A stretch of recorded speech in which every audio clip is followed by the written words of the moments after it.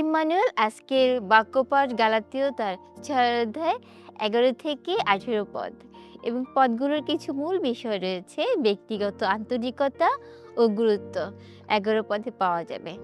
বাহ্যিক আচরণ বনাম অন্তরের বিশ্বাস ১২ থেকে ১৩ পদ। ক্রুশের গৌরব ও নূতন বিশ্বাস ১৪ থেকে ১৫ পদ। খ্রিস্টের চিহ্ন ও আশীর্বাদ ১৬ থেকে ১৮ পদ পর্যন্ত পড়লে আমরা দেখব। আজকের এই বাক্য ধ্যান করতে করতে আমরা বুঝব পৌল কেন এই পত্রটি লিখেছেন, এর অর্থ কী। তৎকালীন ভণ্ড শিক্ষকেরা বিশ্বাস করত যে খ্রিস্টকে বিশ্বাস করার পাশাপাশি প্রাচীন জিহুদি নিয়ম যেমন ত্বকচ্ছেদ পালন করলেই কেবল পরিত্রাণ পাওয়া যায়। পৌল স্পষ্ট করেছেন এরা আসলে ভণ্ড। তারা ঈশ্বরের বাধ্যতার জন্য না, বরং সমাজে নিজেদের সুনাম ও তাড়না থেকে বাঁচতেই বাহ্যিক নিয়মগুলোর উপর জোর দিয়েছেন।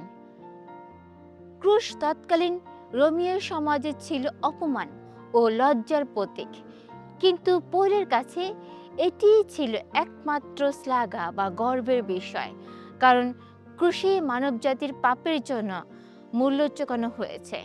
ক্রুশের মাধ্যমে পৌল জগতের মোহের কাছে মৃত এবং জগৎও তার কাছে মৃত হয়েছে।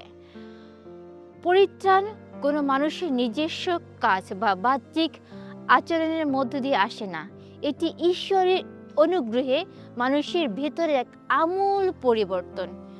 খ্রিস্টে যে বিশ্বাস করে সে সম্পূর্ণ নূতন এক আত্মিক মানুষে পরিণত হয়। প্রাচীনকালে দাসদের গায়ে তাদের মালিকদের নামের সিল বা গরম লোহার দাগ দেওয়া হতো। পৌল খ্রিস্টের সুসমাচার প্রচার করতে গিয়ে যে অত্যাচার, তাড়না, কষ্ট সহ্য করেছেন, তা শরীরের সেই ক্ষতগুলোকে তিনি খ্রিস্টের মালিকানার এবং তার প্রতি বিশ্বস্ততার আসল চিহ্ন হিসেবে দেখিয়েছেন। আজ আমাদের জীবনে এর গুরুত্ব কী? এই অংশটি আমাদের নিজেদের জীবন পরীক্ষা করতে এবং বিশ্বাসের পথে চলতে এগিয়ে যেতে সাহায্য করে। আমরা কি আমাদের শিক্ষাগত যোগ্যতা, সম্পদ, সমাজে আমাদের পদমর্যাদা কিংবা চার্চে আমাদের বড় বড় দায়িত্ব নিয়ে গর্ব করি? পৌলের মতো আমাদেরও একমাত্র অহংকার ও ভরসার জায়গা হওয়া উচিত ক্রুশে যিশুর সেই বলির কাজ।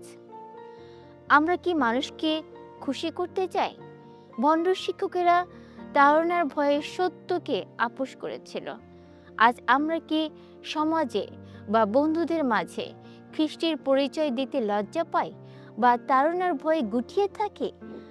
আমাদের মানুষের প্রশংসার চেয়ে ঈশ্বরের সন্তুষ্টকে বেশি প্রাধান্য দিতে হবে। আমরা কেবল প্রতি রবিবার চার্চে যাওয়া, বাইবেল পড়া বা বাহ্যিক নিয়ম মেনে চলাকেই কি খ্রিস্টীয় জীবন ভাবছি?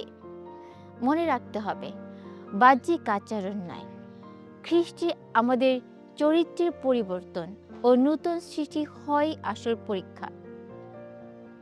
আমাদের জীবনে খ্রিস্টের জন্য ত্যাগ স্বীকার করার মানসিকতা আছে কি?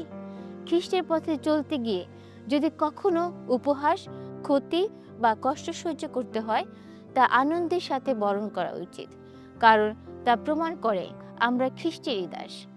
খ্রিস্টীয় জীবন কোনো বাহ্যিক আচরণ বা মানুষের বাহবা পাওয়ার জায়গা না, কেবল ক্রুশের অনুগ্রহে প্রতিদিন এক নূতন সৃষ্টি হিসেবে বেঁচে থাকাই হলো প্রকৃত বিশ্বাস। ধন্যবাদ।